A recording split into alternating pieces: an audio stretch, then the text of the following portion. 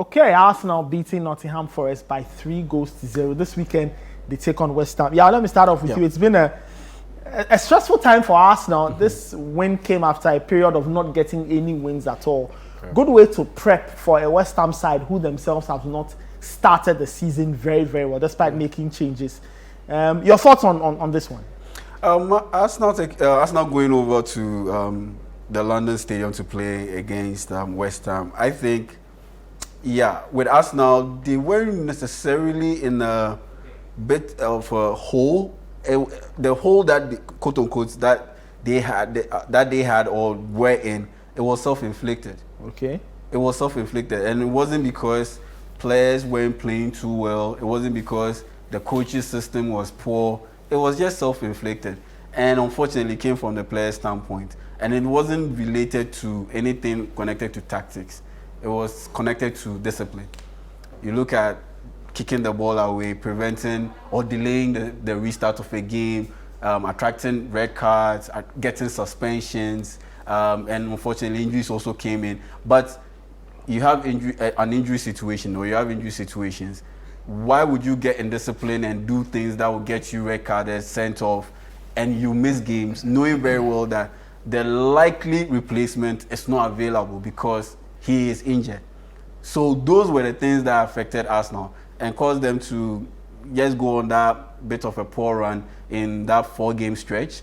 And so having Nottingham Forest, yes, it was impressive because Nottingham Forest they were on a very good run.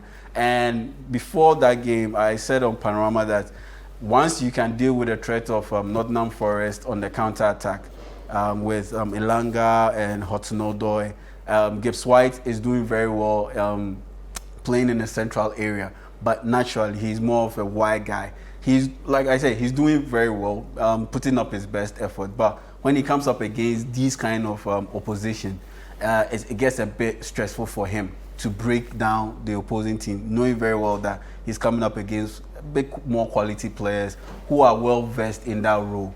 And so, yes, I tipped Arsenal to win it. And yes, they went ahead and delivered a very dominant performance. And coming up against a West Ham team that went away to Newcastle and got a shock win. Everybody was surprised. I didn't see them beating Newcastle at St. James's Park. But even with that, they got a bit lucky. Yes, luck needs to smile at you. But that first goal that Isak scored, it could have easily changed the dynamics of that particular game. It was a bit of a close call that he got called off offside, but the frailties were there again. The central defenders aren't the fastest. The midfielders aren't the fastest, but they still kept on playing a high line. And that Isak goal came off they playing a high line. He thought he had beaten the offside trap, only for him to just misstep marginally. And so that could have easily prevented them from getting that much-needed win. And so when you're playing against this Arsenal team that has fast wingers who are confident, yeah, I don't see West Ham getting a second win in a row. I tip Arsenal to win this one. I see. Kwame, your thoughts from a West Ham perspective? Yeah, I mentioned the win at Newcastle, which was a very, very, very good win, very unexpected. But now they have to do it at home against Arsenal. Remember, Arsenal won this game by a huge scoreline last season, and Julian Lopetegui needs to find a way of beating Arteta. Lopetegui has been, I don't know how to describe him, but a very confused man. I mean, with the way he wants to do things at West Ham. I mean, you would expect that, given the quality of signings that they've had and the kind of changes that they sought to bring in the team, he would come in and then get them playing at least some very good football. But they are not playing so well, and they've looked so easy to beat, especially when they come up against big opponents, except when they met Man United and whatever happened. From some United fans, it was good because they had to get someone out of the door and all of that. But they seem to lack that aggression, and they lack that conviction as well. You watch them and you are caught in two minds. What are they trying to do? What kind of football are they trying to play? Are they trying to be a possessive team? Are they trying to be sit back and then it confuses me anytime I watch them. So and that's what happens to teams that lack identity. And if you watch Lopetegui over the period, I mean, he's coached in the Premier League. This is the second team that he's coaching in the Premier League. He's coached Wolves and now West Ham. You have that sense. And he's one of those managers that's always linked to some of these big jobs anytime they are available, from Porto to Real Madrid to the Spanish national team to Wolves and now West Ham. So I still can't figure out what exactly they want to do. So it's still that's why I felt very shocked. I mean, watching that game, like I rightly said, when that Isak goal didn't stand, I mean, it gives you some level of confidence that, okay, let's go for it. But for that particular game, they showed up. They decided to, go at them, attack them, have various means or ways of attack.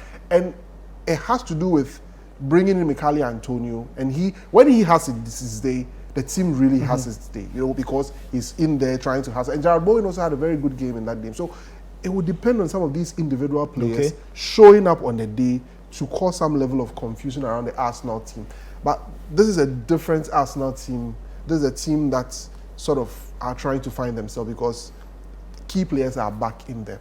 I disagreed with you when you talked about Arsenal's issue not being tactical. I think there was a bit of a tactical element to it because Arteta decided to switch things up because he had lost a certain key player who makes the team tick in terms of the way they play. So he decided to make some tactical switches, try to make them more solid at the back and not make them concede goals. As a result of that, they lost that fluidity that's attached to the team, or that we've come to see Arsenal for in the last couple of seasons, with people even targeting them playing haram ball because they are always seated at the back trying to close spaces rather than being creative on the front and being on the front foot to be able to attack teams. So it's a very interesting game, and I don't see how West Ham gets out of this game because Arsenal are find themselves. I mean, you watch Odegaard play and you really see that. See the assist that he gave Bukayo Saka in there. I mean, that quick change of feet to get that pass in there. That's the quality that he brings. That's how much he makes the team look a lot more lively. And I won't be surprised that Arsenal will win this game because I tip them to win this game.